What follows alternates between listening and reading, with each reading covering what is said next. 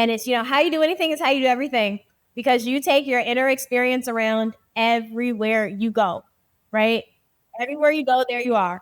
So if you're a fearful person, you're going to be fearful at work. You're going to be in relationships that are based off your own insecurities, which I started seeing. And I just got really clear, like, oh my gosh, not only am I at a job that I can't stay at, I'm in a relationship that I personally don't want to be in. And I've sort of backed myself into a corner. And it was just like, I had to get out of this. And I mean, worst case scenario, which is not that bad, I was like, if I can't figure out how to make this work for myself, I'm going to go get a job at Trader Joe's. Turn this up, turn this up. Your professional development is one of the keys to your career success. When you combine your desire to grow with actionable steps, your journey to success becomes an incredible reality. Hi, I'm Paul Faronbi, aka IncrediPaul, and welcome to IncrediPaul Leadership, where we learn how to become the most incredible versions of ourselves by learning from each other. So, first off, if you're just listening to this episode, you can also watch it on YouTube. Regardless, if you're listening or watching this episode, I really appreciate your support. Today, I have the honor of having Tarita Preston on the show. Tarita is a professional. I totally messed that up. Tarita is a professional life and leadership coach, and she is skilled at helping people see and experience their own power. So despite messing up your intro, how about, Tarita, you introduce yourself the way you would do it? All right. So my name is Tarita Preston. I work as a professional life and leadership coach based here in Cincinnati, and I am skilled at helping people transform. People hire me for three things: the quality of my listening, the quality of my ability to ask questions, and my ability to help them slow down. Awesome. Listening, asking questions, slowing down. Yeah. So from being a life and leadership coach, like, what do you think is the things that people struggle with the most? Like, yeah. Yeah. So a lot of things. I think that they think that leadership really means that they have to give their power away. So let's slow it down. A few things I tell clients is that leadership doesn't have title or position, because we know people with really big titles and we wouldn't follow them anywhere. And we know people in our lives with no titles at all. And if they asked us to meet them in an alley at 8:00 at night, we would have questions, but we would be there.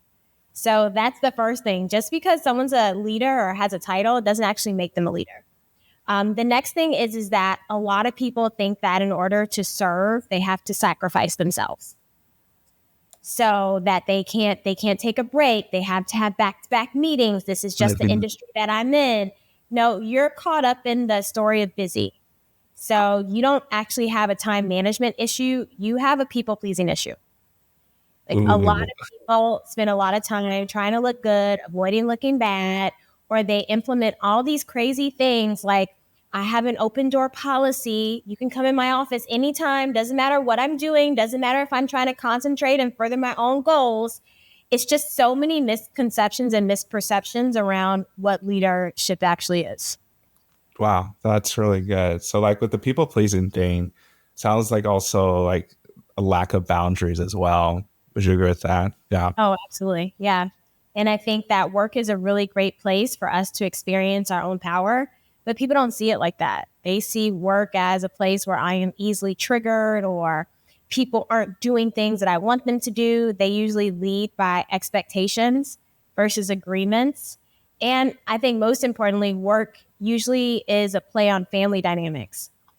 So if you grew up in an environment where you didn't have a lot of boundaries, or you were caretaking, you will confuse caretaking with leading. Wow. I feel like you just dove right in there, and I love it. Well, with the family dynamics and caretaking versus leadership, because I think a lot of times how we are brought up, or even the leadership that we've experienced, kind of lends us to how we lead, whether or not that's correct. And so it's like people like you that are able to show people this is the more effective way to lead, as opposed to just what they've always seen from how they were raised or experienced. Well, I mean, most people actually don't know how to lead. And if they don't have any professional references for it, which is why you have so many toxic work environments, they actually don't have family references for it because how many people, I mean, just think about That how part. conditions us.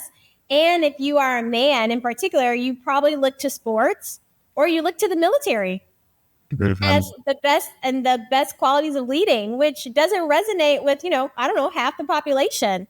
No. So we think that leaders should have all the answers. They should know, when in my experience, leadership is a practice that you have to show up every day to. Yes. You have to do stuff consistently, and John Maxwell has a really great quote around this, is that we overestimate the intensity and we underestimate the consistency of things, because we think like, oh, if we do this, like we go really hard one day, we go to a leadership conference, leadership getaway week, all this stuff is going to be fixed in a week. And we underestimate the little things we have to do day by day, week by week, to make sure we're fine-tuning our leadership, our active listening, because we started off with just being a good listener. Because if you're a leader and you're not a good listener, I would argue that you're a very poor leader, because leaders have to listen. Yeah. And I think most people don't actually know how to listen. Yeah. No, go ahead. What were you going to say? No, I was going to say, I want to dive deeper into that. Like, how do you listen better? So I do a few things. I work with clients one-to-one. So you can think I'm like a life coach for executives. So we have one-to-one calls, but then I do workshops. And one of the things that I do in my workshop is that I put people in pairs, and person A is going to talk about an issue for 5 minutes. And then I'll say, person B, your job is extremely important. Your job is to listen. Now, notice when you're listening, you're usually listening from right, wrong, good or bad, I agree, I disagree, or you think listening means fix, manage, or offer advice. Like, it is so rare that people feel fully seen and heard, because we're usually interrupting them, we're cutting them off, we're taking the conversation in one way. And there's a woman named Nancy Klein who always says, it's like, how do you know that what's coming out of your mouth is more important than their next thought? But if you're someone who's not good at listening, you will create an organization that is actually codependent versus interdependent. Because you'll see yourself as having to fix, manage. You'll create a team that's dependent upon you solving their problems versus them actually solving it themselves, because your listening is a battery for them. And most people don't see it like that. Wow. So I like to tell my clients to diagnose a conversation. All right, do you want me to hear you? Like, hear you out? Do you want me to help you? Like, help you think this through? Or do you want me to handle this? And we usually go into handling. But now it's like, nobody asked you to do any of that. Yeah. No, I'm laughing because it's so true, because I think people who are often in leadership positions feel like they're there to solve every issue, regardless of if they're the right person to solve that issue or not, or if the person that's coming to them is not even looking for the issue is not even something that needs to be solved. It's just something that someone needs to be heard or expressed. And I think there's a lot of just emotional intelligence, understanding, like, this is what you even said with asking the question, like, does this need to be handled, or is this just something that we need to discuss, as opposed to going straight into problem solving mode? Right. And if we do it at work, they do it at home too. They do it at home. You're fixing problems at home when your partner just wants to connect. Yes. Oh, yeah. That's so true. That's something that I've definitely been more intentional about over the years. Is that with my ex-partner, asking the question, like, is it something that do you just want me to listen, or do you want me to try and solve this? So then I'm like, if you just want me to listen, I'm just going to listen. And that's what it is, I would say 99% of the time. So usually I didn't even ask the question. I'm like, I'm just going to listen. And if there's something I need to solve, I will try and solve it if you ask me to, but I'm not going to offer it. For sure. Yeah, it's a skill. We all have to learn it. Yeah. No, I'm glad you mentioned that it's a skill to be learned, because I think a lot of times with leadership, especially listening, I think there's a tendency to think that some people are just naturally good at it and it's not something you can get better at. Oh, absolutely. And usually, depending on our work environment, you are usually listening from a place of, I'm too busy. I don't have enough time. What do you want? What do you want? Yes. What do you want? Talk faster. Right? Like you aren't actually seeing and hearing people. No, that's really good. So I want to quickly take a step back because I know you talk about what you're doing now, but is this something that you always felt like you wanted to do, or kind of like talking to the life of Tarita to get to where you are now? Wow, that's a big question. So I originally thought that I was going to be an attorney. I thought I was going to go to law school. And when I was getting my bachelor's in poli-sci, I ended up getting a master's in poli-sci. I talked to a few lawyers and was like, oh, this is not for me. Like, I quickly got really clear, this is not for me. So I took a year off. I moved to South Korea. Oh, wow. I took a break. I had just gotten back because I used to work in UK Parliament. So I was living in London. I came back to the US, was really clear, okay, I'm not going to do this. Moved to South Korea, came back, and I actually got into a graduate program for human resources. And I really liked it. Like, I liked the people aspect. I liked the conflict management aspect. I like looking at a business and thinking, how can we operationalize the people that work here? And I ended up getting basically a job with one of the best companies in my mind at the time for leadership. So I was moving around. I was doing plant closings. I was doing national negotiations. And at the same time, I had laid off over like 500 people.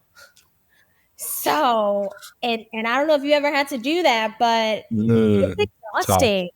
It is so tough. And without having a lot of inner reflection, especially if you're in HR, you're laying off people, you think you're responsible. Like you think you're responsible. It's like, I'm taking money from these people. Their whole lives are ruined. And I never saw how that could actually be for me. So I ended up moving to another city, still working at the same company. And at the same time, I got introduced to coaching. And so I took to it like a fish out of water, like a fish in water. And it just completely shifted my perspective on so many things. And at the same time, I had to start laying people off again. So I was coaching these executives. They were getting these really big jobs. And then I was having PTSD from when I was laying off people, 3 years ago. And it just became untenable. Like I couldn't do it anymore. And I particularly felt out of integrity because how can I help someone achieve their dreams and they're getting these jobs while I'm staying somewhere because I'm afraid? Like I'm telling them you should raise your hand and here I am staying here at a job that I can't stand because I'm scared. So my soundtrack definitely was not matching my movie whatsoever. And you know how that works when it's time for you to shake something up. Life's going to make it all just unravel. Oh, yeah. I needed to hit rock bottom before I was like, okay, maybe it's time for me to do something different. Wow. Yeah. And I started my own company 7 years ago. Wow.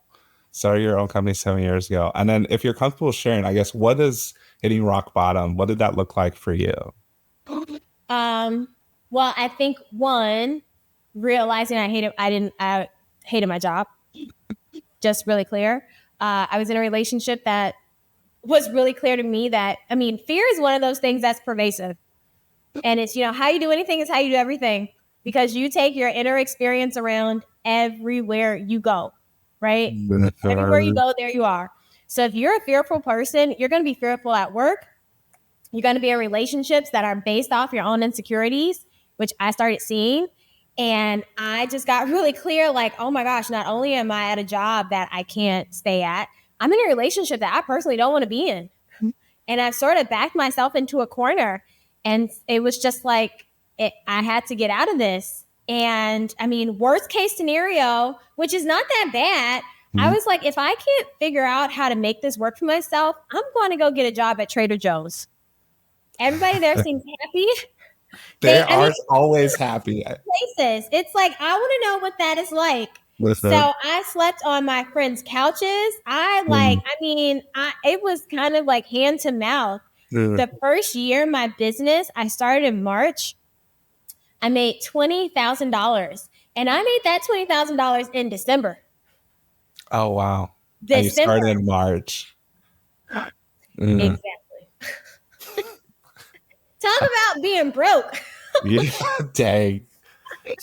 But I feel like I really got it out of the mud, because coaching is one of those professions where it's a very low bar for entry. Anybody can call themselves a coach. Like, it's just a word that's thrown around, but it's a very high bar for success. Very high bar for success. And most coaches you see are not profitable. They are not making money. They have their own ideas about what a business is and how it should be. And so I had to really do a lot of inner reflection. I had to get coaching to learn how to support myself. So, yeah. Yeah. No, thanks for just unpacking that. And even going back to what you said about Trader Joe's, like, I don't know what their secret is, but the people there just generally really love their jobs like that. And like, anytime I fly Southwest, I'm like, these people, whatever they're doing, the culture, the community is like, I could work here, even though I don't have a background in either of those things. Exactly. But I think and the reason I wanted you kind of just to share your background, because I think it's important for people to have context to like who you are, to like how you even got there, because with this whole everything I do with this podcast, talking to incredible people so it can become the most incredible versions of ourselves, it's understanding that it is a journey. It's not just something that just happens. It's something that you have to be intentional about. And that's definitely something that you've been intentional about the last 7 years of your business. Yeah, I think my intentionality was really me being really clear that I was going to bet on myself. Like, I'm never going to regret doing something that's going to uplift me, that's going to be for my own growth and my development. And I like what I do because I basically get paid for being myself, which is all I've ever wanted. Yes, that's awesome. Like, I want to show up and be paid to be Tarita. And so if I can do that on a client call, if I can do that in a board meeting, whatever it is, that's what I want to do. Yeah, nothing better than when you're paid to be yourself. So Yeah. I know you say you do a lot of executive coaching, leadership coaching. A lot of the leaders who you work with or maybe approach you, are they leaders that have got coaching in the past, or are they more newer to coaching and you kind of have to like walk them through the process? You know, a lot of them have never had coaching before. Oh, wow. They've never had coaching before. And so I think the thing that coaches kind of fall into, they like to explain what coaching is. It's like, how do you tell where you're going to have more productivity or higher levels of peace, or you're going to navigate the world? It sounds like frou-frou, woo-woo, whatever. That's just kind of how it is. Yeah. So my process is I don't actually take anyone on as a client until I've had 2 or 3 conversations with them, because it's kind of like an inner MBA. I don't know what I'm going to find. We gotta look in here and see. I don't know what challenges you're dealing with. I don't know what your consciousness is. I don't know what collapsing beliefs you have. So I don't even know if I can help. That's I don't know what the problem is. So just for anyone who's looking for coaching, I think you definitely want to work. People are like, oh, we had a 30-minute call. I need an hour. I really need 90 minutes if I'm honest, but there is no exchange happening until I'm on the phone with somebody. Yeah, no, I think that's a good point. Just because there's people that say that they want coaching, but then when you actually talk to them, you can tell that they just want to be validated into what they're doing. Yep. Instead of actually be challenged into what are the underlying reasons why they're doing stuff. Yeah. And asking the questions, because as a coach, you're asking the questions that they don't want to ask themselves, or they've asked themselves and then giving themselves an answer that's not completely true. Yeah. Or they never thought of the question. Even that too. Right. I think especially when you are in a very busy work environment, it is challenging to inner reflect, because that would require slowing down. That would require you to actually see things like maybe you don't want to see. So sometimes our psyches are just built to block certain things out. I mean, I had to run into a tree before I was like, hey, I want to leave my job. I had to have so much cognitive dissonance that I could not avoid before I was like, oh, wait a minute, there is something here. No, it's true, because sometimes the only reason people will grow or change is when they are forced to, as opposed to when they decide to. Yes. And I think that's how everyone is introduced to change. And then over time, it gets easier because you already know what rock bottom is. So you're like, oh, wait a minute. I don't need to have the experience again. I can give my lessons gently. And I can see the pattern. I can interact with it. I don't have to do the whole thing over again. Yeah. So you're getting your lesson gently like that. Yeah. That's something that I feel like some people do better than others, because I think sometimes the same person can go through the same thing, or two people can go through the same thing, and one person is going to blame everyone else and the other person will be more introspective and will learn from it. Yeah. And I think that is probably a survival mechanism, right?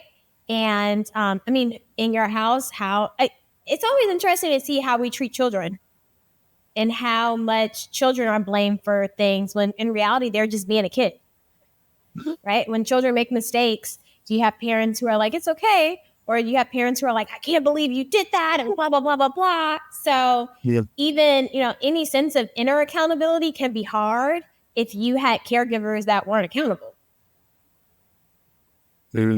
Wow. That's very powerful. I'm thinking, because I think a lot of times people think there's, and maybe you tell me if you feel the same or differently about this, between coaching, counseling, and consulting. And I feel like sometimes people kind of blur the lines between those three.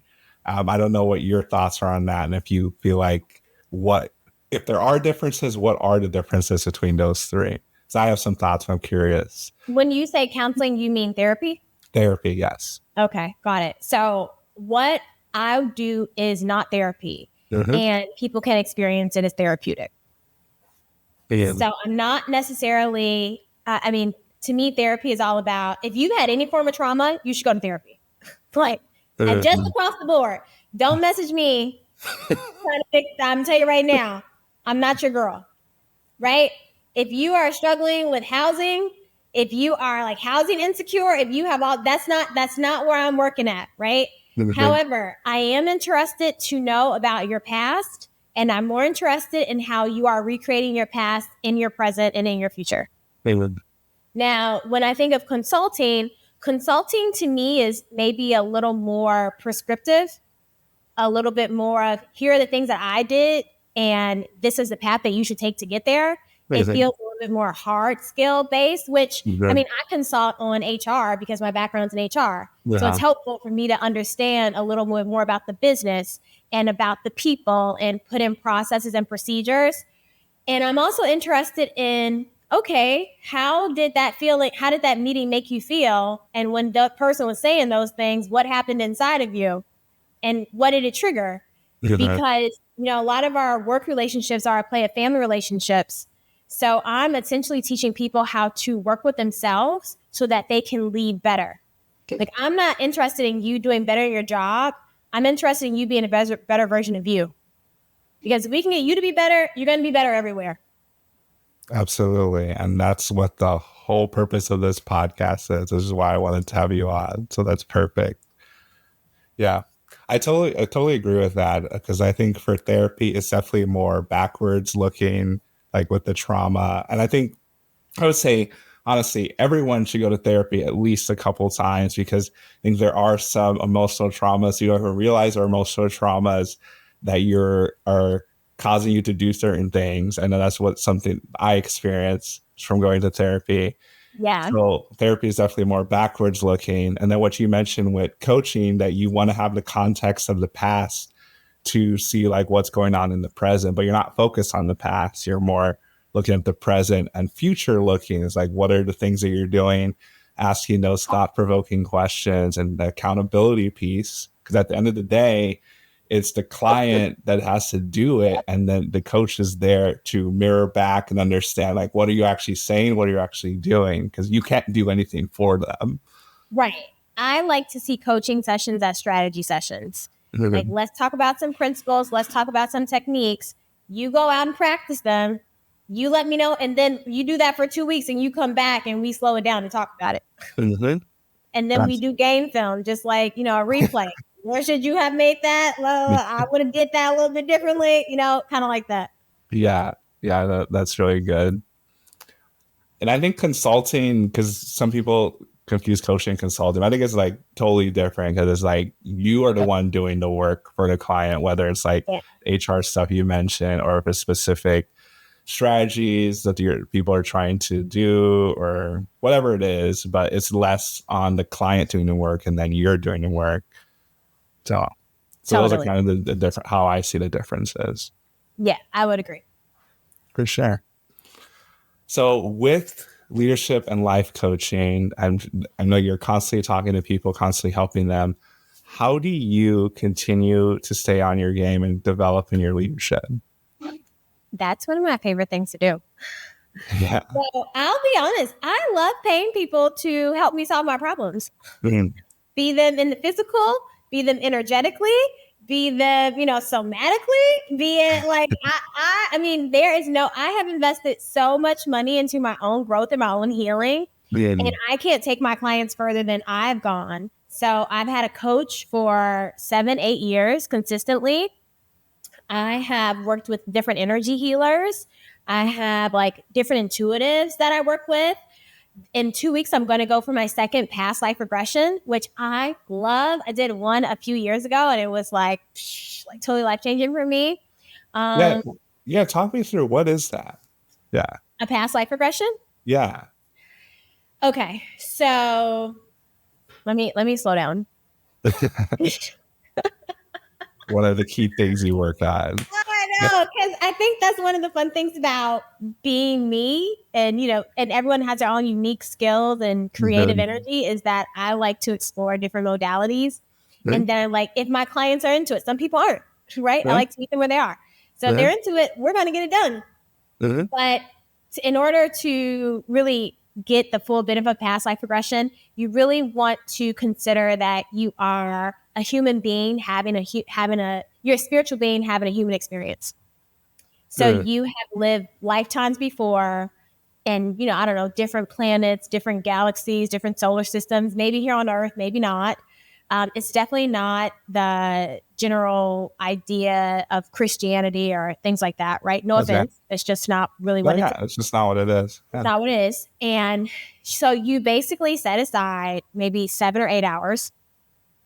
Wow. And the first 2 hours is tell me your life story.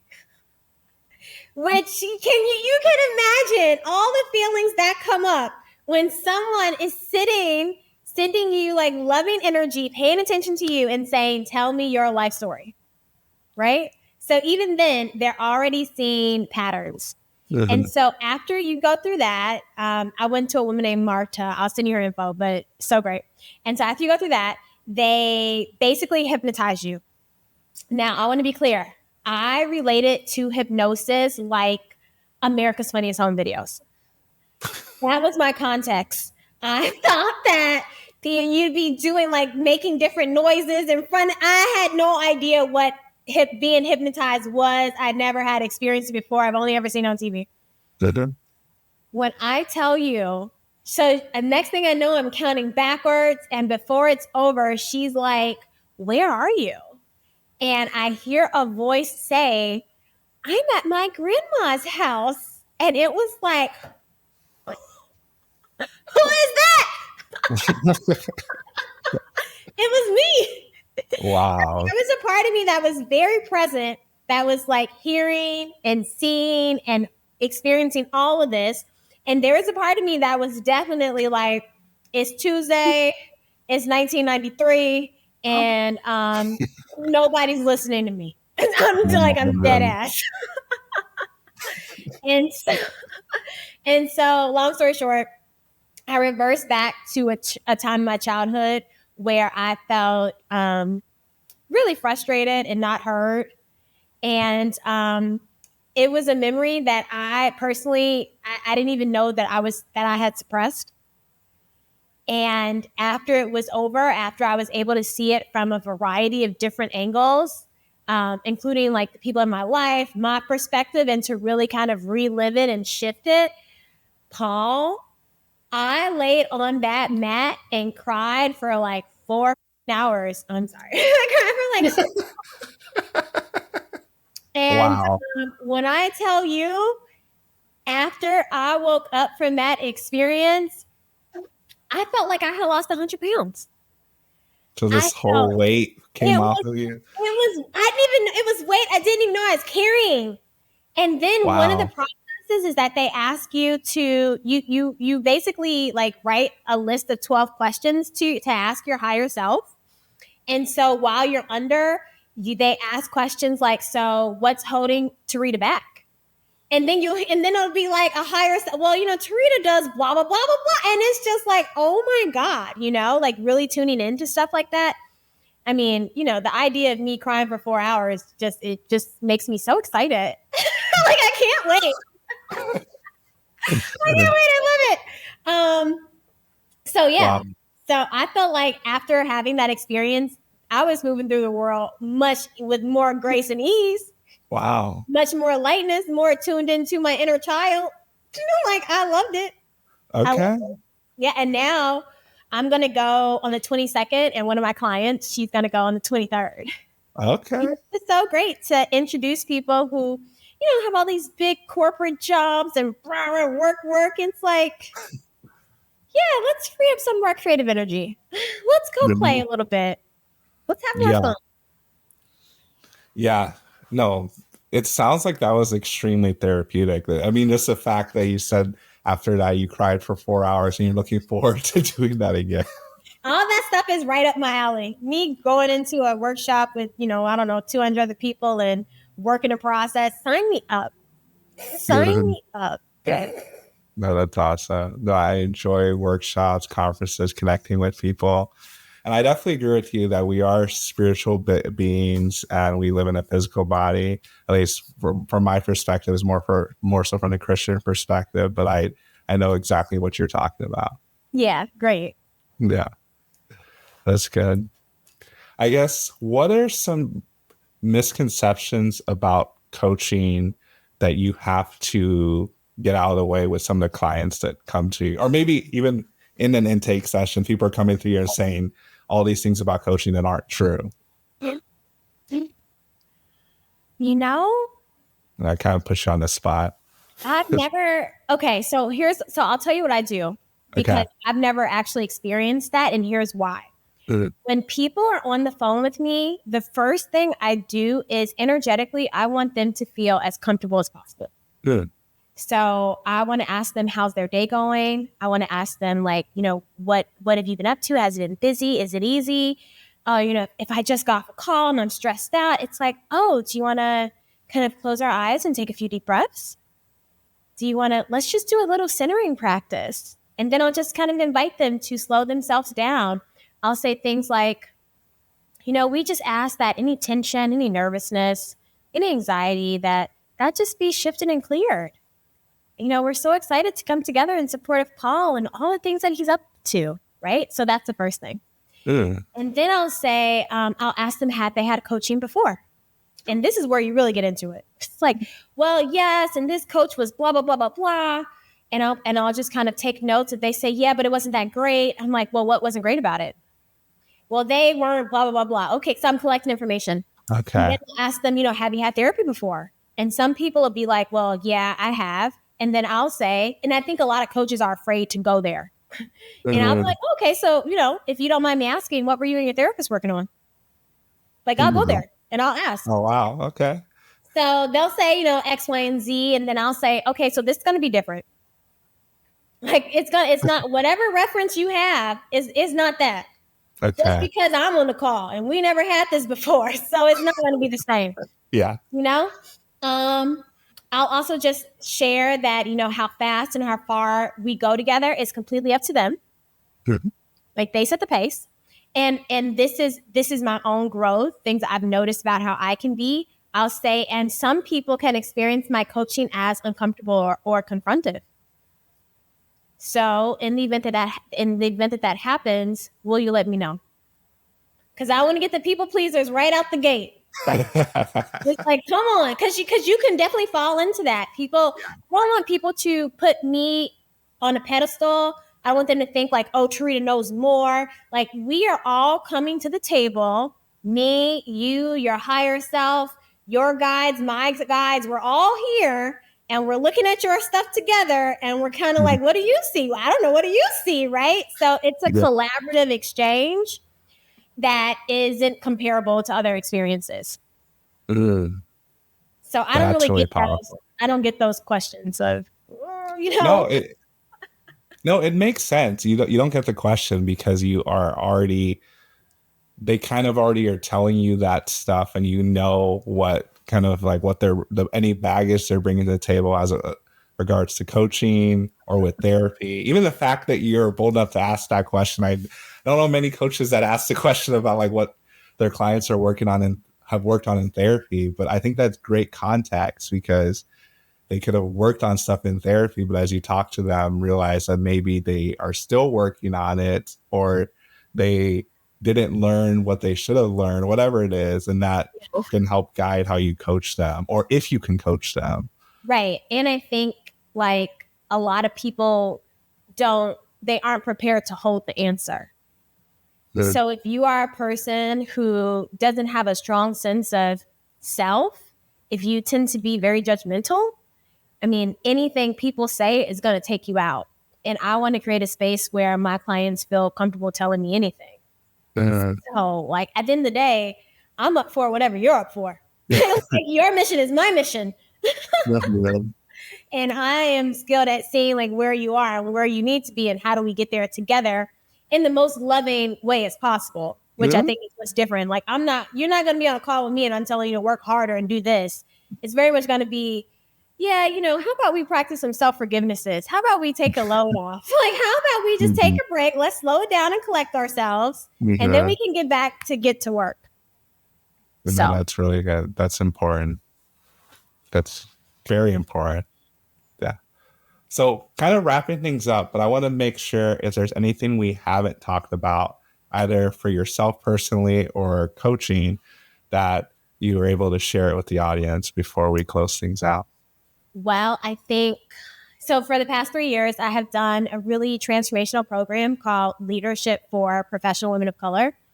And the premise of the day is pretty radical. It's what if work could be a place of healing and growth? And what if everything happening to you in your professional life is actually for you, right? The people, the clients, the feedback, the people that trigger you, your inbox. What if all of those were opportunities for you to heal, for you to shift, or for you to grow? And I did that for 3 years. And now I am really clear that my next offering is going to be leadership for professional women. Wow. Because I think that we need more unity. We need more loving. We need more tools and spaces to not just vent about how challenging it is for women in leadership, but to actually teach women skills on how they can lead better, how they can support themselves, how they can, instead of using their creative energy to buy into imposter syndrome, to tie it into situations and places that don't serve, how do they channel that into more growth, better performance, better communication? It's like the time is now. So that's going to be coming August 2025 in Cincinnati, probably be a 2.5-day event. Don't expect panels. Don't expect a celebrity speak-a-thon. Don't expect any of that. Expect that when we are together, we're going to be clearing up a whole bunch of stuff.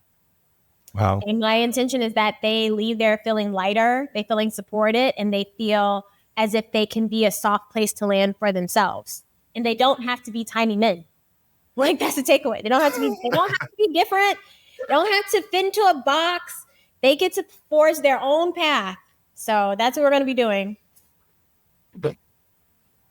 I love that. I love the one-liner too, that they don't have to be tiny men just to be themselves. This whole idea of leadership for professional women. So definitely mark, everyone listening or watching, mark your calendars, August 2025. And then I'll make sure that we have a link to your website and stuff in the show notes.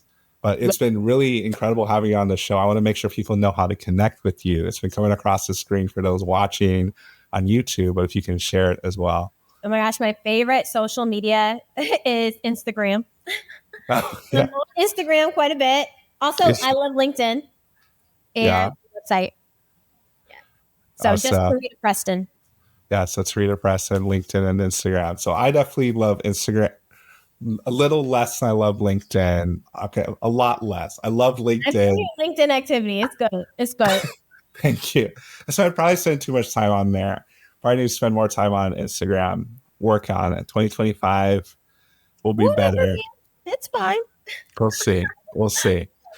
But no, it has been incredible having you on the show, Tarita. Even like talking from your story that initially you wanted to be a lawyer, and you talked about how you hit rock bottom, wanted to work at Trader Joe's. Did you say you wanted to, or you did work at Trader Joe's? I wanted to. Okay. Basically, my stuff, my career started taking off, and now I'm just shopping there. But that's still a dream of mine.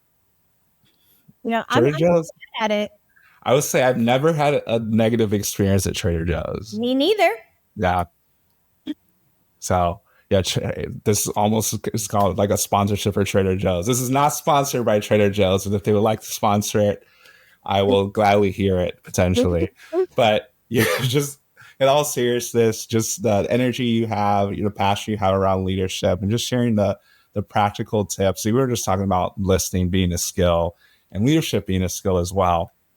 And even all the intentionality you take in the clients that you take on, because you want to make sure that it's actually people that you can help. So I think a lot of the pitfalls some coaches fall into is that they just want to take anyone and everyone, whether or not they can actually help the person or the person wants to be helped. I think that's another key thing we talked about. Yeah. But it's clear from your passion, you know who your avatar is, you're the person that you're there to help, and you are continuing to walk in that direction. Yeah, thank you, Paul. I will say that I really experienced you as very inspiring. Thank you. I appreciate and acknowledge all you're doing out here. I really appreciate that. And for everyone else that's been listening or watching, I hope you got something. Actually, I know you got something from Tarita's story if you were listening, because we talked about that earlier on.